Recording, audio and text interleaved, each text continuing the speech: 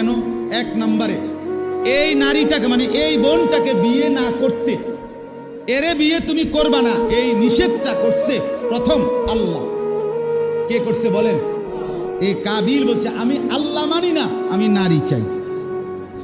দুই, তারে এই কথাটা শুনাইছে যিনি, তিনি হলেন আদম আলাইহিস সালাম, তিনি নবী। কথা বলেন না, মনি নবী না? তো কাবিল বলছে আমি নবীও মানি না, আমি নারী চাই। কথা বুঝছেন কিনা? তিন নাম্বার, আদম আলাইহিস সালাম তাকে নিষেধ করছে। আদম আলাইহিস সালাম তার বাবাও, বাবা কিনা? তো কাবিল বলছে আমি বাপ মানি না, আমি নারী চাই।